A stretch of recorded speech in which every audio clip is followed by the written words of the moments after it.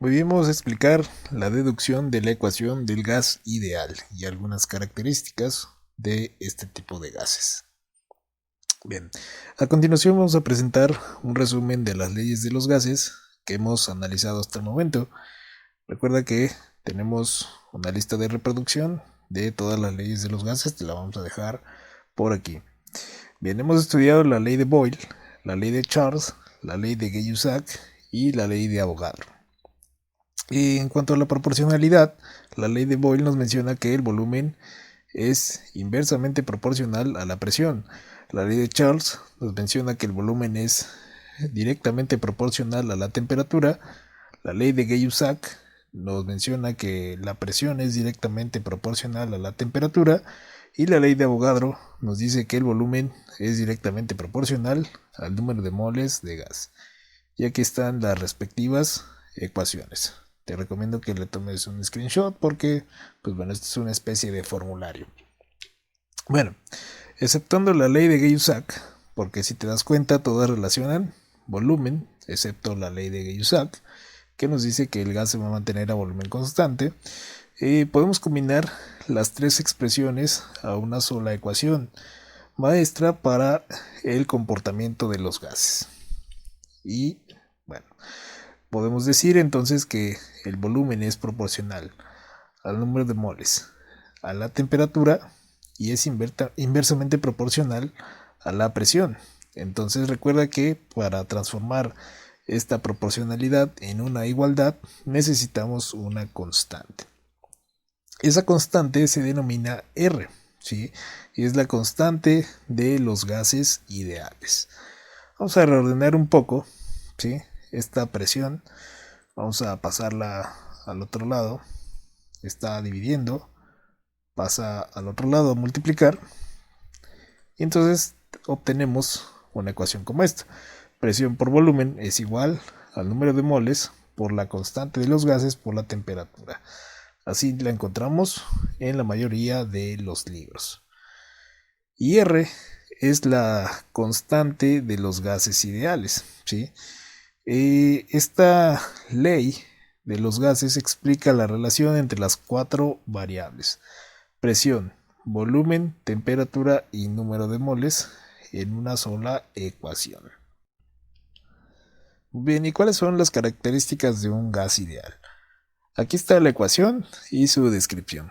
Antes de entrar a las características, vamos a denotar los valores numéricos que puede tener la constante R de acuerdo a las unidades en las que estemos trabajando.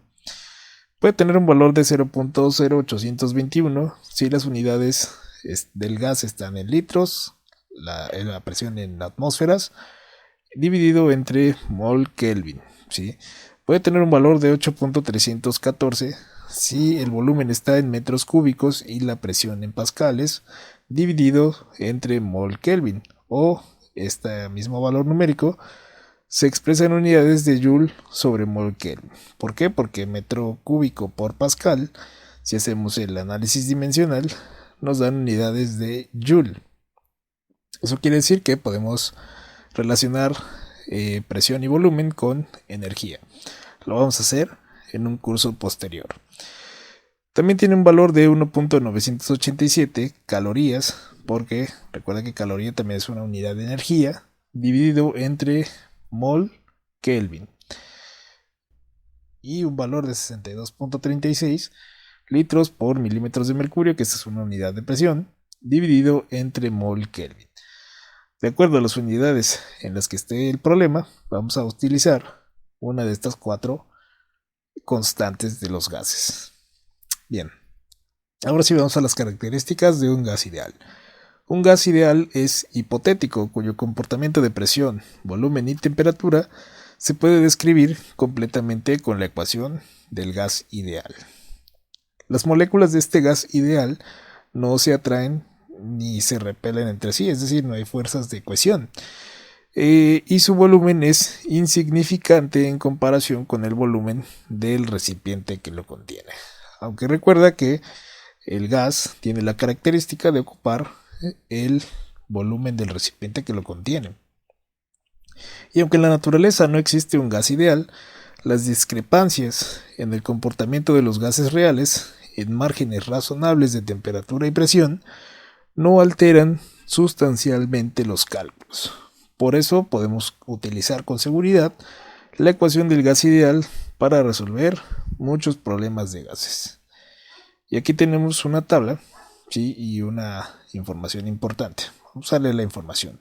Dice, en condiciones estándar de temperatura y presión, que se denota como TPE, ¿sí? Temperatura y presión estándar, es decir, a 0 grados centígrados y una atmósfera de presión, un gas ideal ocupa un volumen de 22.4 litros.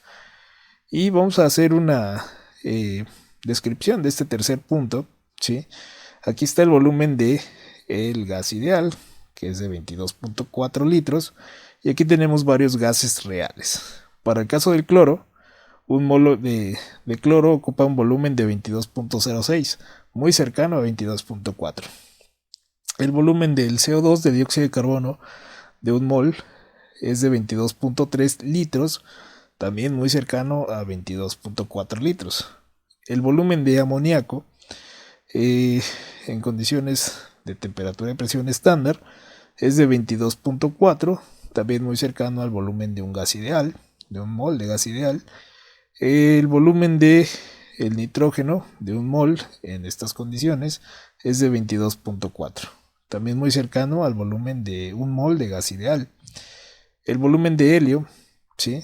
De un mol de helio en condiciones estándar es de 22.4 litros, también muy cercano al volumen del gas ideal. Y el volumen de hidrógeno, que es de 22.42 en condiciones de temperatura y presión estándar, también muy cercano al volumen de un mol de gas ideal. Todos estos son gases reales y, como te das cuenta, su volumen en un mol está muy cercano al volumen de un gas ideal. Por lo tanto, este tercer punto nos menciona que mientras no haya cambios bruscos y márgenes razonables, entonces podemos utilizar sin ninguna preocupación la ecuación del gas ideal para realizar cálculos. Y te invito a ver los siguientes videos en donde vamos a resolver problemas utilizando la ecuación del gas ideal. Muchas gracias. Muchas gracias por ver este video.